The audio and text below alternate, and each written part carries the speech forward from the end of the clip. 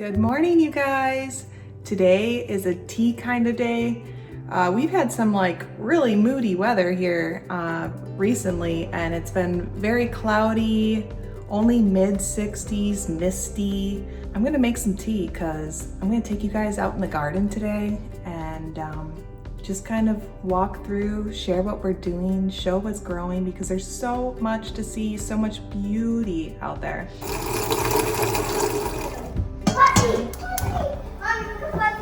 Fuzzy's trying to get in. Let's let her in. Yeah. Let Fuzzy in. Come on in, Fuzz. So I don't know about you guys, but I am a tea hog. So maybe I need to get burning. Are you doing a craft, Selah? Yep. She's getting sticky fingers, huh, Lana? Yeah. Hi, Fuzz. Fuzzy just loves chilling in the house. Fuzzy's like a little dog, really. She tells us when she has to go to the bathroom, when she wants to go outside, when she wants to come inside, and she's super good with our bunny Prancer. She is my kitty, but Selah's cat died. Yeah, when she was a kitten. We don't know why. Sad. I think she had a heart attack. Yeah, that's what they thought. Okay, well, let's get burning, guys. The sounds are so beautiful, I don't even want to talk right now.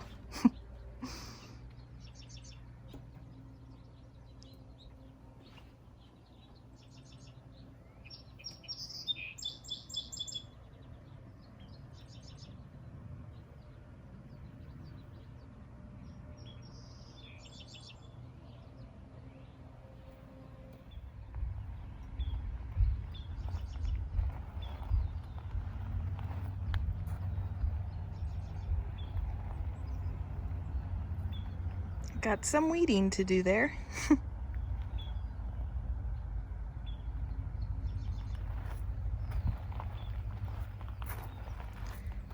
These are some of my favorite snapdragons. They have that beautiful double flower on them. This is the Madame Butterfly series. They have more of a double flower and they're just absolutely gorgeous. The bees are just having so much fun around here. They're loving all these flowers, and I find them to be very attracted to the calendula, along with the Verbena bonariensis in the back. It's that purple flower that's just kind of creeping up in between like a little firecracker amongst all the other flowers. So it's really fun to watch them. So here's a random sunflower that reseeded itself this spring. So we always just allow them to reseed themselves as long as they're not going to overtake something that's planted below it. Like over here, this one's ginormous. I'm assuming it's a mammoth, but I can't be sure. But it's just so tall, and it's already in a 2-foot raised bed, so that just puts it at 2 feet higher. It's just huge, and the stalk of it is so thick. Look at this. Look at that stalk. Here, I'm gonna put my tea down so that way I can kind of grab around it so you can kind of see here. So if you see, I can't even get my fingers around it. That's how huge this stalk is. It's pretty awesome.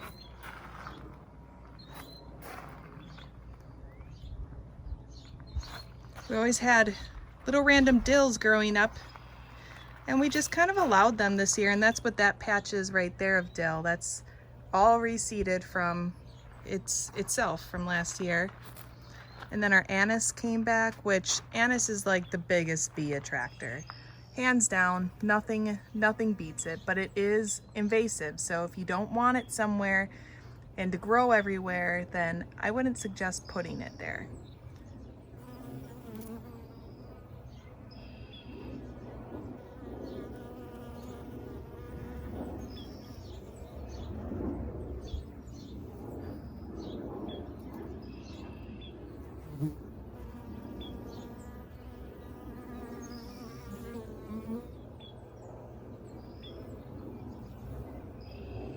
I mean, these bees are just swarming over here like crazy. They go crazy for this stuff, especially as soon as it's in blossom. Once it's in blossom and it starts drying, that's when it starts seeding out. And we do end up with some like reseeding in the pea gravel here, but we always just like shuffle our feet as soon as we see it. And that always works for us with everything in the raised bed area. We don't get a lot of weeds in our gravel areas because this is a very clay-like soil spot. And that's why we did the raised beds in the first place. This was just actually going to be all ground beds. But as soon as we started trying to garden over here, it was all clay and it would have taken years to get a good soil built up here. So we just decided, you know what, let's just build up beds, and that's what we did. And this year, Jason started putting in some automatic watering for me. So it's just like this little tubing system that goes on the surface of the soil, and it just kind of sprays up. You can also face it to spray down, but I just have it kind of spraying going up for now. So usually when we do water, we water in the morning, because you wouldn't want to water in the evening with spray going up, because then that wetness just kind of sits on those leaves overnight when it's already dark and cooler, and that can create a lot of different, you know, bacterias, like molds and fungus and different diseases on your plants depending on what you're growing there. So that's kind of why we always like to water mainly in the mornings. But what's nice is when you have people over, you just kind of disconnect them right where they're at, and you can just pull them all away because they're all connected to this one little spout here. So it cleans up pretty easy when you have company over, but it's been a godsend this year because we started off with that drought and these had to be watered every single day. So even just having these 4 on automatics was really nice, and it relieved some of my time of watering.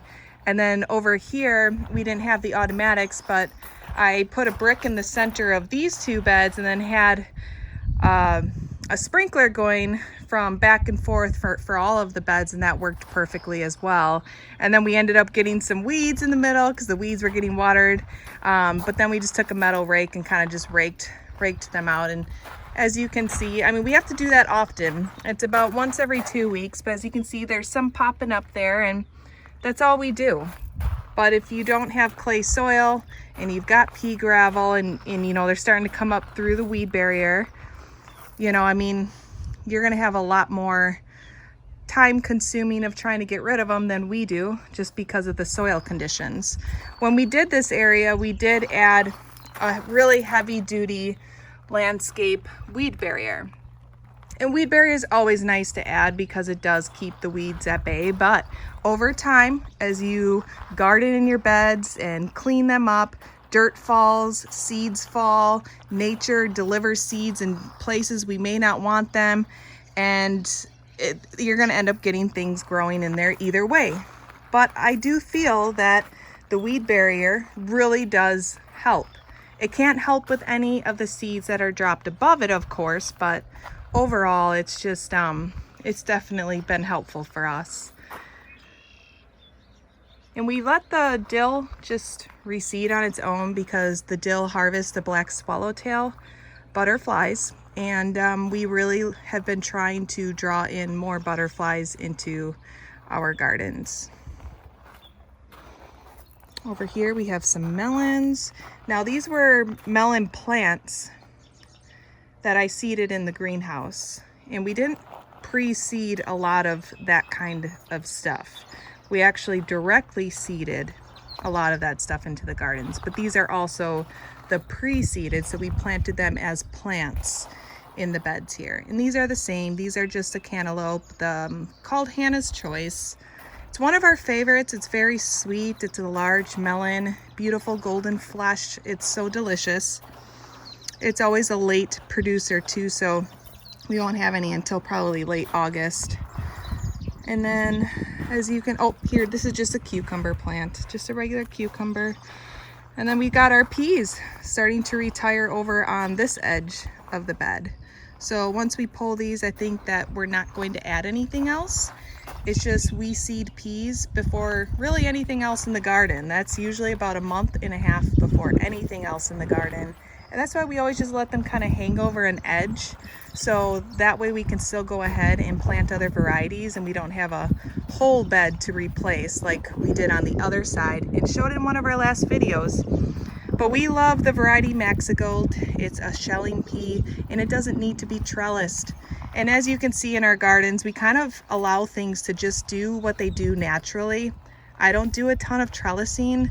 I think it's good to do trellising for certain things, but we don't really make time for trellising at the moment. So, and we actually have really great success with just allowing things to do what they do. I'm really excited for these here. These are our striped Armenian cucumbers, one of my favorites. And they're really weird looking with striping.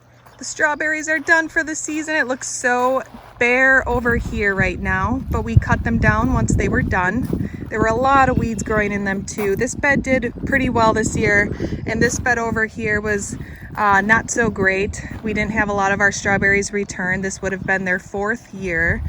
And so we are actually going to be moving our strawberry beds. I want this area to be more focused on cut flowers because we will be starting to sell to local businesses that make cute little farm bouquets. And that's always kind of been our mission, was to help other businesses with what we grow. And that's what we're gonna kind of steer towards. And we're gonna start moving our berries out to a new ground bed, which we'll add this fall and hopefully get time to share, which I think we will. Over here, we've got some cut flower snapdragons. This is the Madame butterfly with that beautiful double flower like I showed you in the beginning of the video, and they come in all types of colors, and in between is some yellow status, which was actually supposed to be blue. I think I told you that also in another video. I'm a little disappointed. If you can tell, I'm a little disappointed. But over here, it's a weedy mess, you guys. My small little tiller broke, so I'm kind of like, well, you know what? We're gonna let nature do what it wants over here because we didn't expect much from this garden this year. This garden should have been created and worked up in the fall, but it was instead worked up this spring. So after this winter, or after this fall of working it up, it'll be a lot better next year and we'll do more cut flowers here. But for now, I knew that you could never go wrong with sunflowers. They grow like a weed.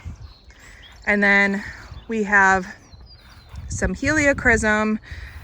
It's really small. It's hardly growing because there's not much going on in this soil right now. It's very like clay-like over here as well. So we're gonna have to amend it a little bit. And then I don't know what we're gonna put, probably more of our compost. If you notice over there, we have a compost pile, so we have to turn that and turn it a few times. And then I think we're just gonna kind of drag that into this garden right here. And then that way it'll kind of work up over the years, but it's a work in progress. And then on this edge over here, I just put 2 plants of the Atlantic giant pumpkins. And I don't know if they're gonna do well, but whatever. We're just kind of, you know, at least there's something going on in this garden, you know, at least it's coming along and it's in transition. But in about another year, 2 years, it'll be much, much better over here. What's going on, Lana? She has a favorite, I can tell. Look at her face, I can tell. What's going on? I don't know. You want a play date, huh? Yeah. Okay, because I see you carrying my phone. All right. Found a strawberry in there? These must be the everbearing then, because all the Junes are done. I couldn't remember what strawberries I put in here. I placed them in here with the raspberries. What's wrong? Were they really good? I placed them in here with the raspberries to kind of like grow on the surface so that way we wouldn't keep getting weeds. And we know that the raspberries are gonna shoot up sporadically and eventually just cover these strawberries. So we're just trying to suppress these weeds. We've been getting so many this year. It's been perfect conditions. Is that good? It's the pineapple one. Oh. Are those the raspberries? I got one! You found. Ooh. Nothing's better than coming out in the garden and eating fresh, right, girls? I only like the strawberries and raspberries and beans and peas. Yep, that's why we grow a lot of those. I don't like things. tomatoes. No, not anymore, huh? When she was little, she used to love those little cherries. Sayla, yeah, you love those tomatoes, huh?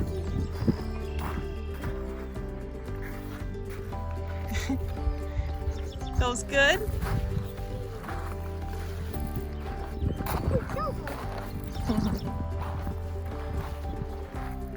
And I love that Jason built this cute little structure over.